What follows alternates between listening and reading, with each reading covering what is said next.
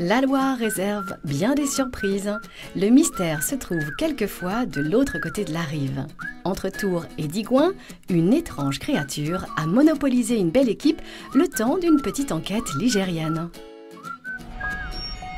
Parfois, c'est juste ça la Loire. Une succession d'images aussi fugaces qu'un miroitement.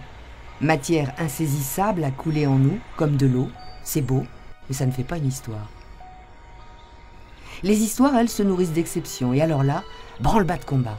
C'est pas souvent qu'on vous appelle pour ce genre de choses. Non, ça reste rare. Policiers, pompiers, plongeurs, on a sorti le grand jeu pour le mystérieux visiteur.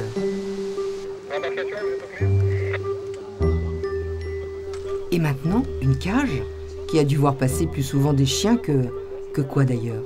Qu'est-ce qui peut être à la fois sous l'eau, sur l'eau et suffisamment exotique pour attirer autant de monde? Un crocodile? Non, rassurez-vous. Ce jour-là, à La Riche, près de Tours, c'était bien un chien, mais un chien de mer, autant dire un phoque veau marin. C'est un animal connu comme marin, mais qui peut faire des très grands déplacements. En période de reproduction, ils vivent groupés. Ils se reproduisent sur des bancs de sable, en baie de Somme, en baie du Mont-Saint-Michel par exemple, pour les plus proches de chez nous. Et puis, quelques-uns rentrent dans les rivières, dans les fleuves, la Seine, la Loire, la Garonne, et remontent plus ou moins. Et il y en a qui font plusieurs centaines de kilomètres en rivière et qui restent plusieurs semaines, voire quelques mois.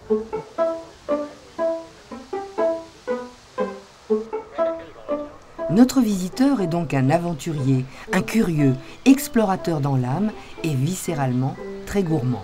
Le phoque vient pour chasser le mulet tout simplement et les captures sont bien plus simples sur le milieu ligérien que dans l'océan Atlantique. Et quand on parle de mulet, il s'agit bien sûr du poisson et non pas d'un bourricot. Mais alors, pourquoi l'apparition, somme toute charmante, de cet animal nous met dans tous nos états? Pourquoi est-ce devenu un événement? Pendant 3/4 de siècle, il n'y a plus d'observation dans les fleuves depuis 1900 jusqu'à 1975. Résultat, à chaque fois qu'un phoque veau marin pointe hors de l'eau le bout de son museau, on sort le grand jeu. Pour que dans les consciences, on conçoive que c'est un phénomène normal, il faudra des années et encore beaucoup d'observations. Il est passé par ici, il repassera peut-être par là. Quoi qu'il en soit, n'oubliez pas, le phoque veau marin est une espèce protégée.